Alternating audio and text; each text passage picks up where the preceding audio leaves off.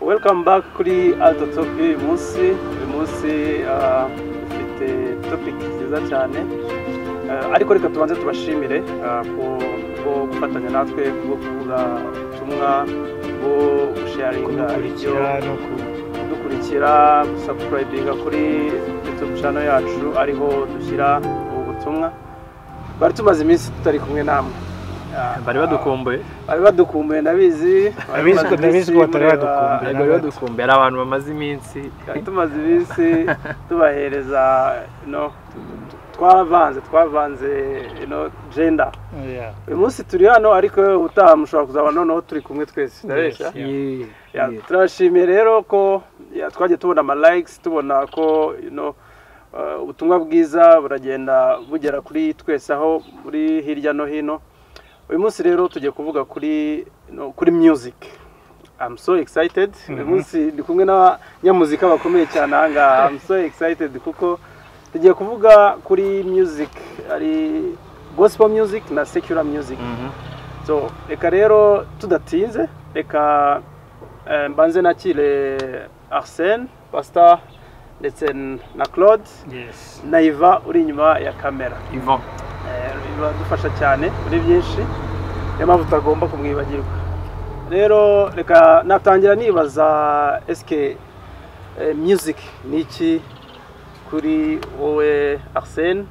Music ni iki nakaye kamaro umva iyo umuntu avuze music? Music umuntu ayivuga mu Kinyarwanda ni umuziki n'injyana. Oya, injyana ni rhythm, ni beat. Ariko umuziki nyine ni umuziki turabyumva. Umuziki rirumvikana. Umuziki ni ikintu kigari cyane. Na mbere ko wenda tuvuga ngo secular gospel, buriya music iri neutral. Music nta gender igira, nta ruhande igira, nubwo tujya tuvuga ngo umuziki w'Imana, ngo umuziki wa Satani, ni terme zacu ariko ntabwo bibaho. Imana yaremye umuziki umwe. Wenda tuza kubisobanura nyuma aho bitandukanye, ariko kuri njyewe umuziki kuri njyewe ni ibintu nabayemo cyane my whole life. Mva no muri family irimo abantu baba muri music cyane, n'uyu munsi ndacyarimo numva ari part y'ubuzima bwanjye. Umuntu ukomoraho ubundi papa cyama arimo papa ararimbye muri orchestre mara ko famille yose byo ndabizi ko ari abanyamuzika.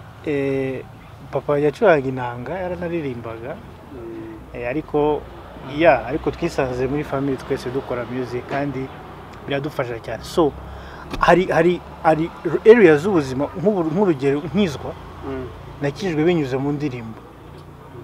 Narakijwe nagiye muri church sanga bari kuririmba indirimbo yo mu gitabo, ndaguhimba za mucu. Igihe cyose iyo numvise iyo ndirimbo mpita nibuka umunsi nakijwe.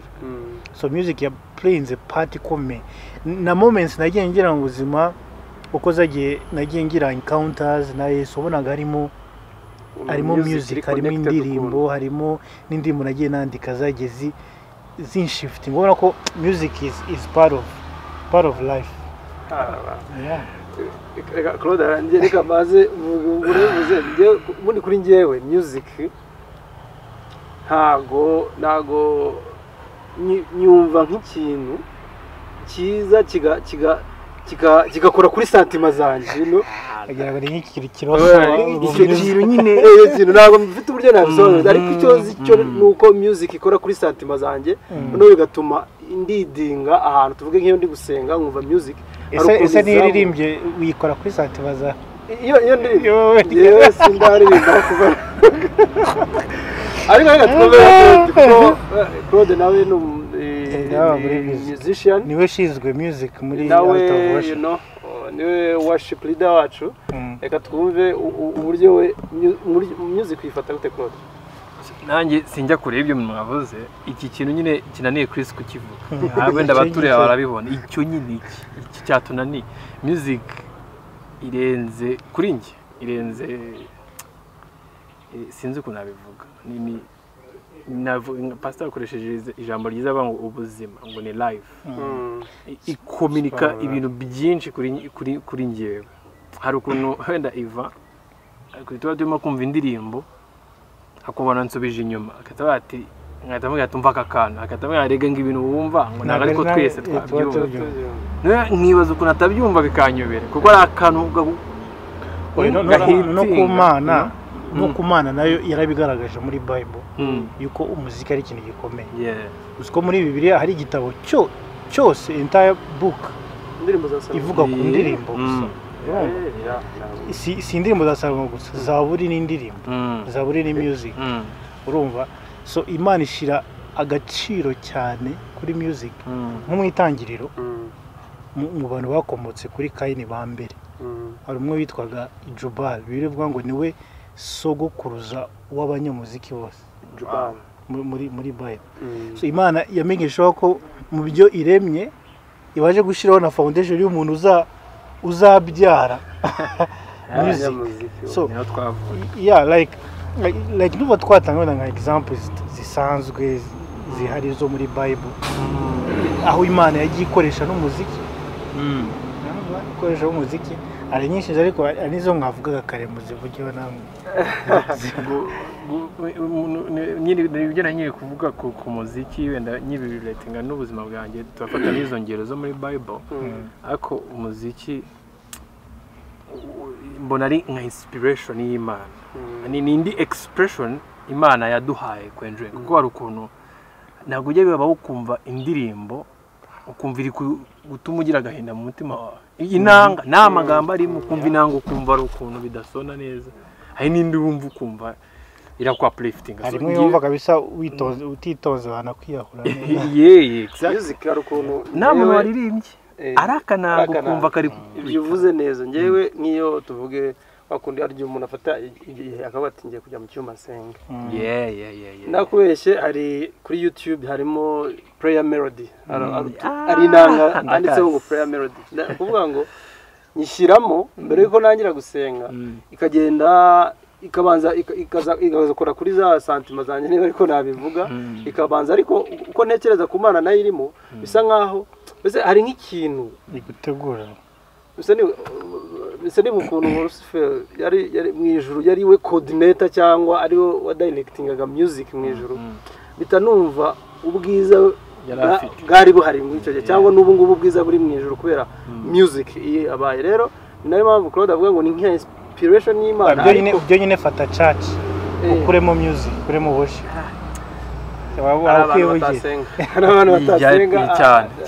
atari uko wenda itera irimo gufasha abantu kuba abanebwe mu gusenga cyangwa iki ahubwo nuko hari icyo ikora cyane cyane wenda si yonjyana gusa ahubwo nibirimo wenda tuvuze kuvuga bituma noneho ariko wenda umuziki ni ikintu gikomeye cyane ndibuka wenda nk'igihe Abisirayeli bamaze kwambuka inyanja itukura Imana imaze kubakorera igitangaza bamaze kwambuka bakimara kwambuka ikintu cya mbere bakoze bararirimbye mu kuva 15 no mu ndirimbo baririmba bavuga ngo Imana ngo ni agakiza kacu ngo ni indirimbo yacu ngo kandi hindutse agakiza kacu so God is my song Imana rero yatacinga cyane imbaraga muri music tugiye mu gitabo cya Samuel uribuka umwami Sawuli Dawidi Dawidi nukuvuga ari ifite rero basafata Dawidi ahantu yo Bibiliya muri gira gitabo cya Samuel yo badeclaringa David mbere y'ubwami usanga bamwerekana nk'umuntu wabaga ari umwungeri w'intama ariko yaracurangaga kugeza aho Sawuli yamuhamagaye yari yaratangiye guterwa n'abadayimoni akamuhamagara David akagenda agacuranga cyangwa izo melody akaririmba abadayimoni bakagenda so imagine uburyo Imana yakoreshaga impano ya music gucuranga gusa atirukanye ngo soka bizere bakava mu mwami adasakuje atagize can you imagine ubwo bagutwara kwa president arwaye ngo ucuranga just arakira urugero urabahota umwami Yehoshafati bajya kurwana bagacuranga bagashyira korali akamubwira ati muririmba gusa ubundi ndirwa rero wow music ni ikintu umuntu yavugaho ubu ngubu ndibona batangiye gufashwa kubera turimo turavuga just ntabwo ko twabiriretenze cyane ku ijambo ry'Imana cause obviously tuma turagaragaza uburyo ku Mana first of all. Yes. Ariko buri counting cyane wenda tugaruke kuri twe uje ku bantu none niba tuza ku bantu aho ngaho noneho aka kantu tugiye kuvugaho hazamo izi twita secular music. urumva secular music tuzita indirimbo z'isi, indirimbo wenda zidatanga ubutumwa bw'Imana, noneho hakaza na gospel music.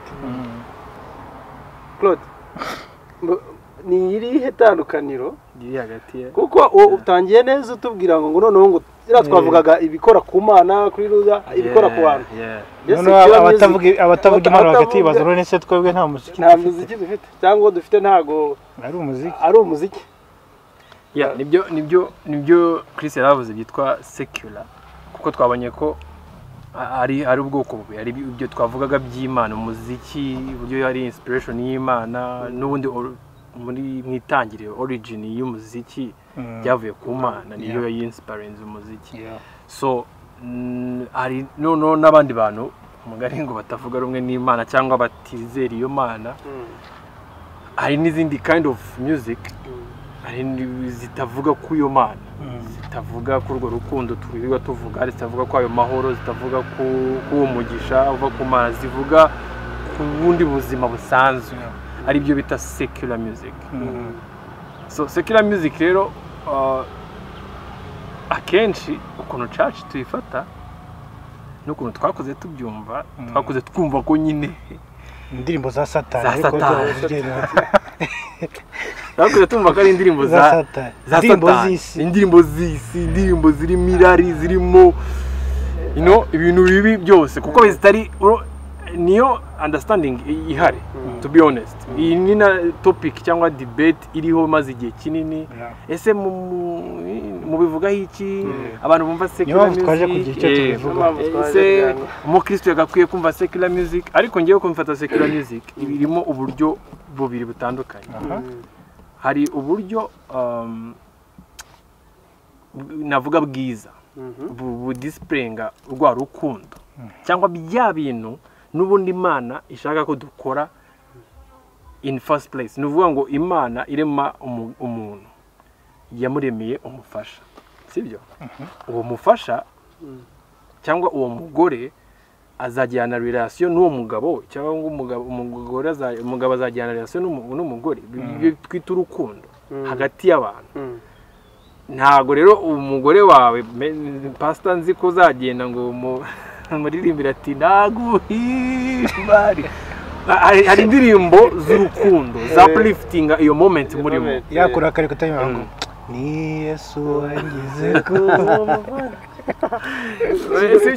icyo kintu nakabaho n'indi side ya kabiri y'indirimbo, noneho n'indi party ya secular y'indirimbo zita portrayinga urukundo rw'Imana, zita portrayinga noneho ibintu n'ubundi Imana yaremeye umuntu, nk'indirimbo za uplifting irari, nk'indirimbo zizamura urugomo zirari, nk'indirimbo zizamura amadepression zirahari. Tuzi abantu benshi, hari indirimbo nuko nibuka izina ryayo ariko niyo hanze, ni muhanzi wo hanze narayumvisha, irimo itangira umuntu nyirayo yirasa muri video, arirasa yishyira n'imbunda, narayumvisha amasegonda 30 numva umutima agiye gukora clip kugira ngo yirase. abavuga abari kwakitinga ko uburyo isi ari mbi nta kiza kirimo n'iki. Yes, nta kirimo urebye in general, ariko message abatanga narayumvisha, ndavuga umuntu uri muri depression yumvisha indirimbo nta n'amasegonda 2 byamufata kugira ngo yiyahure. Urumva ari izo ndirimbo secular ngiye ko nyibona irimo party, irimo ibintu Imana n'ubundi yaremeye abantu kugira ngo babilivinge. Hari indirimbo tuzabona zitazamura urugomo cyangwa irari cyangwa iki, ariko zikatubwira dukunda igihugu. Imana iturema yaturemye mu isi, iyo si irimo igihugu, kandi abantu bakwiye gukunda igihugu barimo. So that's naturally ibintu byakagombye kuba biriho mu so ikintu ndi kumvamo. Ubundi ngewe iyo ntekereje music mbona ni igikoresho cyo gifasha umuntu ku expressinga amarangamutima.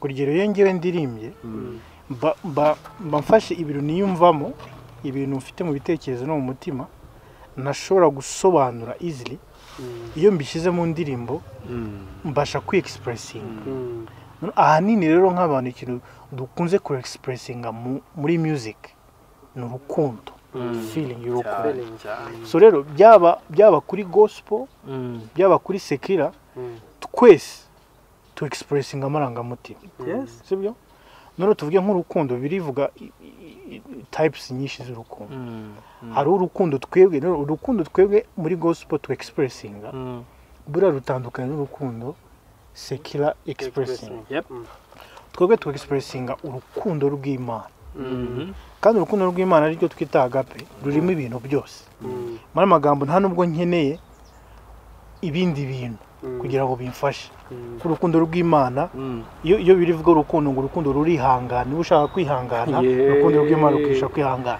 niba ushaka gukunda igihugu urukundo rw'Imana rukwigisha gukunda igihugu niba ushaka kubana neza n'abantu urukundo rw'Imana niyo mpamvu tuvuga ko nta nubwo twagereranya gospel na sekira kuko gospel ntabwo ari twebwe sekira ni urukundo rw'umuntu yakunze umukobwa yakunze umuntu yabonye yakunze ashaka no kuryamana nawe cyangwa iki ariko urukundo rw'umuntu rwose ni urukundo rw'Imana urumva rutari urwacu gusa ahubwo rw'Imana ushobora no guhindura n'abantu noneho akaba n'izindi types z'urukundo urukundo rwa kivandimwe urumva hariho urukundo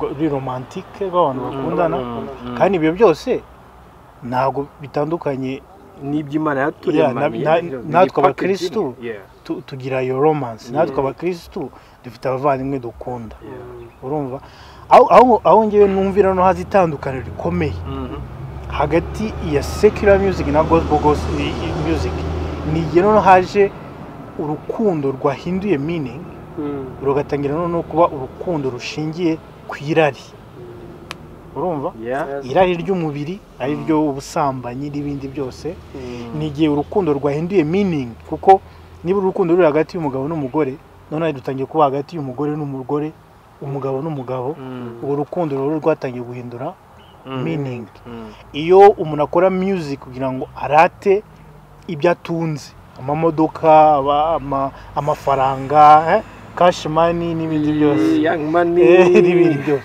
ibyo byose rero biba bitangiye guta umurongo ku buryo bidashobora no gufasha umukristo kuko kuri twebwe rero ngo urukundo rw'amafaranga ni muzi ibi byose so rero hari tugomba rero gusobanura neza uko music yagiye itandukana noneho turebe neza gospel niyo sekira tuvuga icyari cyo